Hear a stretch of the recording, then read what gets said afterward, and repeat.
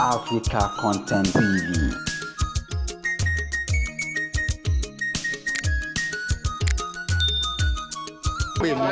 Alága Yegun wọ́n mú wa bí ẹrú Demola. Many people know about that. Because it's all number sister. Then one man can't be. I don't want trouble because I really go out and I come back. I'm not just a nuisance. So you just come to say that I tell me no problem. I ball animal pay. My dark Tommy and Yegun because of my background. Oh, so come back by me go lọ́jọ́. But people just try that go. I just call it papọ̀. Kakan.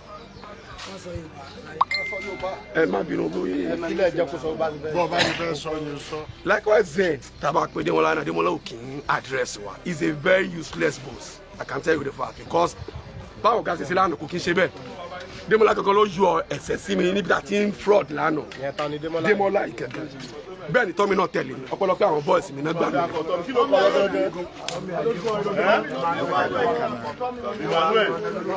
Emmanuel Ayefu.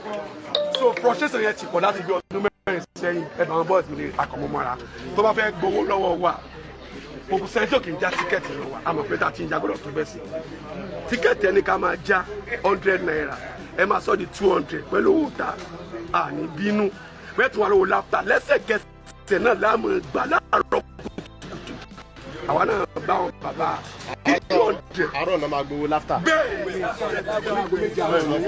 ni ní jẹ́ kó di táìmù kankan bẹ́ẹ̀ wọ́n ní tó bá ti mú lọ́wọ́ lọ́lẹ̀ bàbá ìlọ ṣiṣẹ́ àdèmà ní sùúrù gbà báyìí ní sùúrù fún wa wẹ́ àmùjọ́ yọkàn àmọ̀ pé wílé máa wáyé àrùn kàsára ló fún ẹ̀sùn wa bẹ̀rẹ̀ fine I thought to tell you the fact mi mọ̀ pé irú nǹkan báyìí máa wáyé àwọn bọ́ọ̀ ti mingu pé their must àbọ̀pá àwọn olè mú mọ́ra mọ́ wọ́n gba 200 lọ́wọ́ wa lórí bridge wọ́n gba 200 lọ́wọ́ wa lábẹ́ bridge wọ́n gbé 200 lọ́wọ́ wa lójú olómi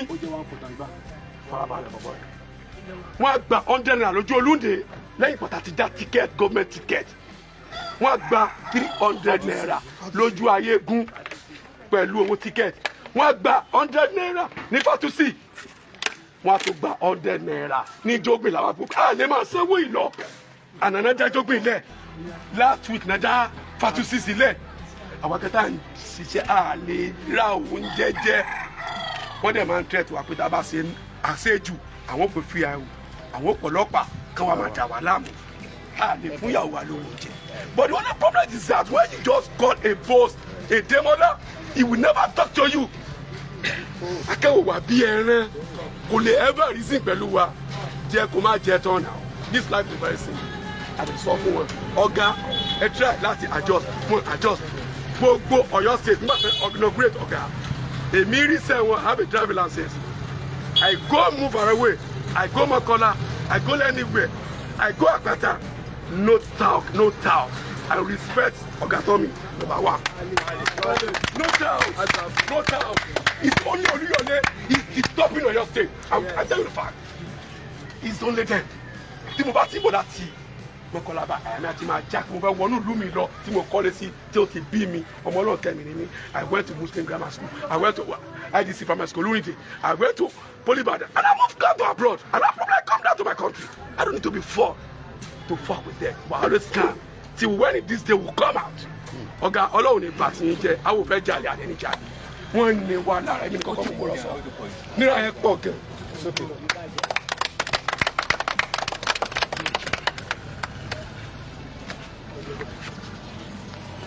ọ̀rọ̀ tí ẹni yẹn sọ ta ló lè ṣe àfikún ní ṣókí ni ọlọ́run jẹ́ pẹ́pẹ́ fún wa kò ní bàjẹ́ o Ọ̀yọ́ state lápapọ̀ Ọlọ́run ní bàjẹ́. tẹ̀rí tó surprise mi jù lánàá ni pé wọ́n ti fún wa nígbà ẹ̀ pé ká lọ máa ṣiṣẹ́ wa lọ but to my surprise lẹ́sẹ̀kẹsẹ̀ la tó ti ń gbọ́ wípé wọ́n ní owó tá à ń gbé tẹ́lẹ̀ owó èrò tá à ń gbé wọn tá a ti ń gbé láti ìgbàtẹ́kù èèwọ̀n ní 200 pé ká dá padà sí 150 rà kí ló tún ṣẹlẹ̀ ní tó tún wá dá wàhálà lẹ̀ lánàá nìyẹn kò jù bẹ́ẹ̀ lọ sà.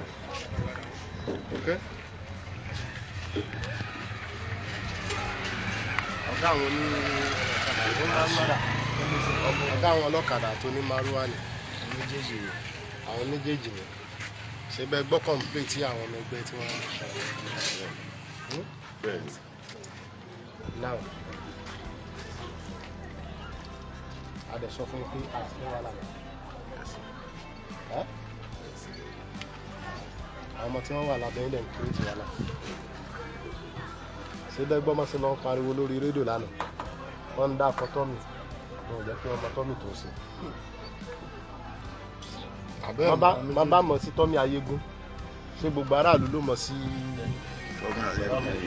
tọ́mì sì lọ gá PMS bẹ́ẹ̀ ni wọ́n bá wà wá ṣe ti ń sìn now a máa lù dùn ọ̀rọ̀ àwọn ọlọ́pàá òkú wọn ló ń sìn wọ́n lọ sí undertake wọ́n máa kó wọn lọ láti lọ sáwọn undertake tẹ́ni tí bá ṣẹlẹ̀ ní gbogbo orúkú yẹn máa padà mú wọn dé ṣẹlẹ̀. ẹ̀yin tí ẹ dóye àwọn mélòó ni wọ́n wà ní transman èèyàn mélòó fẹ́ ṣe èèyàn mélòó ẹ̀yin mélòó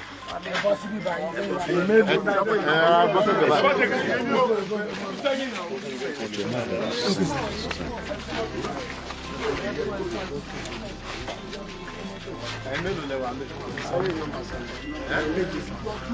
méjì lẹ́wà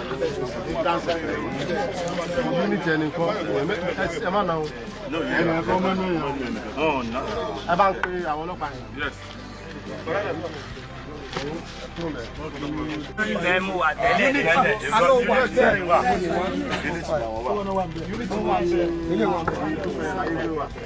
Ojú ayégun tọ́mì ojú ayégun Maruwa ni Maruwa gbogbo wọn.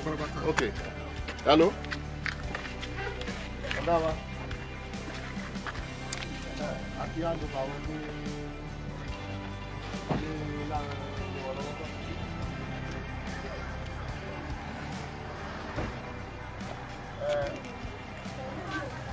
Mo fẹ́ jẹ́ mo ẹ̀ tí wọ́n jókòó ni mo máa tí wọ́n fa wàhálà káàkiri bẹ́ẹ̀ wọ́n dábẹ́ tó ti ń sìn wọ́n má ba ìjọba ló kọjá.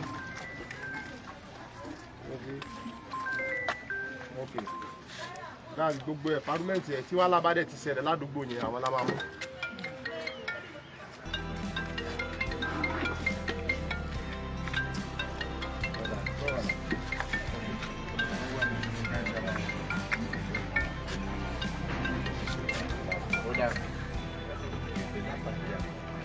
Ládùúgbò yẹn bẹ́ẹ̀ni bẹ́ẹ̀ni ajáde rẹ̀ fún báyẹn ẹ̀yàn nípa a máa sọ̀rọ̀ báyẹn jẹ́ kí wọ́n máa fún ọ lọ́wọ́.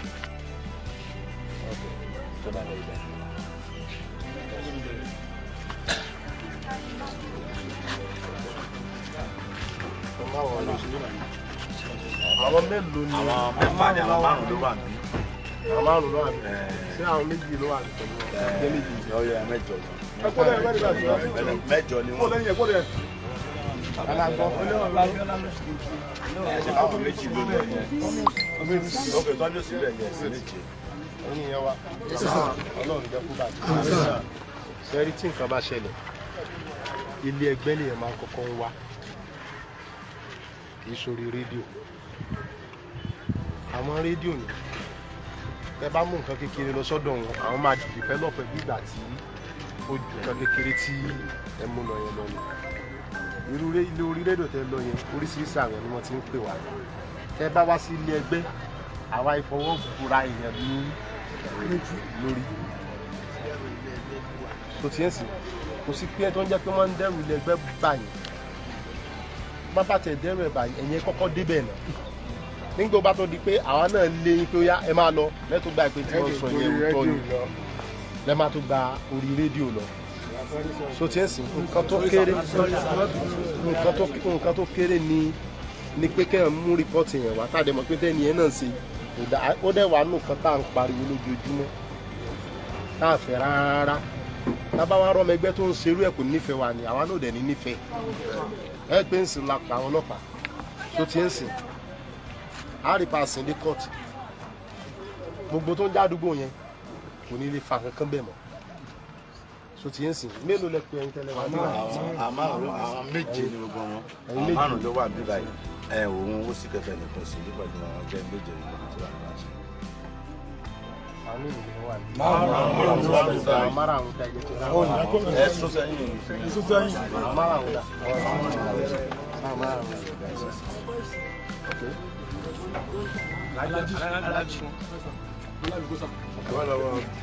olúwa mi wọn náà jẹ pé fún ọsà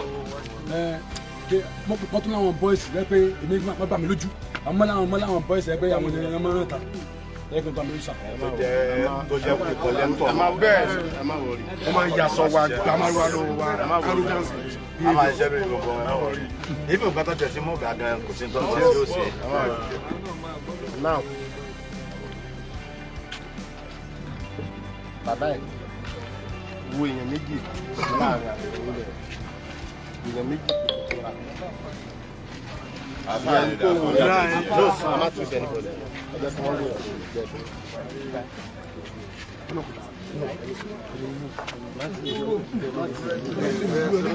ẹjọ́ mélòó mẹ́ta ṣe bẹ́ẹ̀ nígbàgbọ́ nínú àwọn tí wọ́n bẹ́ẹ̀ nígbàgbọ́ náà mẹ́rẹ̀ẹ́ta bẹ́ẹ̀ ni sà ẹgbà pé iṣẹ́ ta fẹ́ rán wọn ẹ̀yin lè rán wọn bẹ́ẹ̀ kò tí ń sìn ẹ darapọ̀ mọ́ àwọn ọmọ wa. A round of applause for the camera.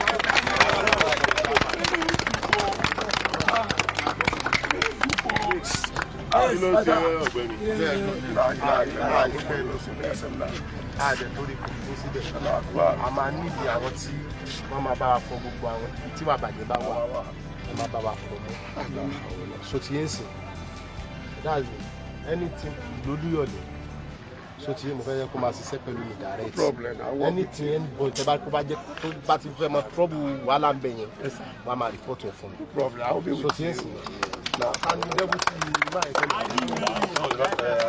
tẹ́lẹ̀ Bàbá tí ó jẹ́ bá ta máa tẹ́lẹ̀ tani dẹ́bùtì lẹ́yìn tẹ́lẹ̀ èmi ni sà. ò lè ṣe kò ní kankan tẹ́lẹ̀ olórí ibú ni. ok ẹni sùúrù ẹ lọ fi máa ń ṣe sí àmà.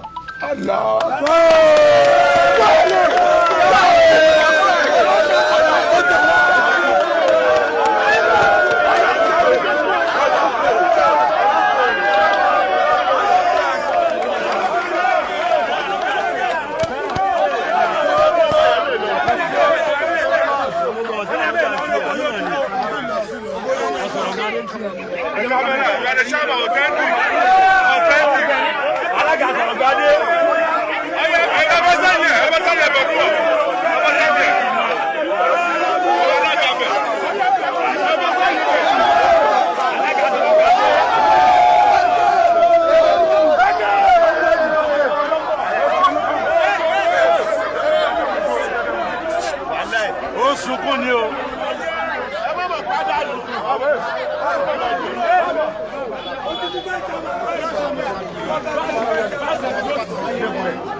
lọ ṣe ìyá aṣọ ẹ bá wàṣọ gidi lọ́gbọ́ ká lọ wàṣọ gidi. ẹ lọ sí tápẹ́ bẹ́ẹ̀ ní tẹ́ bá ti ṣe dẹ́bùtì. ẹsẹ̀kẹsẹ̀. ẹ tó bá wọn dẹ́bùtì tẹ́lẹ̀ lọ́nà kó padà sí ayé dẹ́bùtì ẹ̀. ẹnìkan ló ń làwọn amútẹ́lẹ̀ àwọn gbàgbé dẹ́bùtì ti ń di méjì tó ń làbí pé kò wọ́n ẹ̀ dì. ẹ wá máa tó ṣe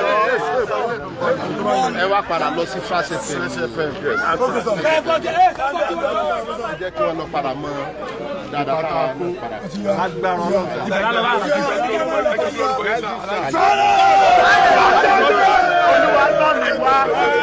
Adéọdí ilé ọmọ gbèrú mọ ẹ mọ pa.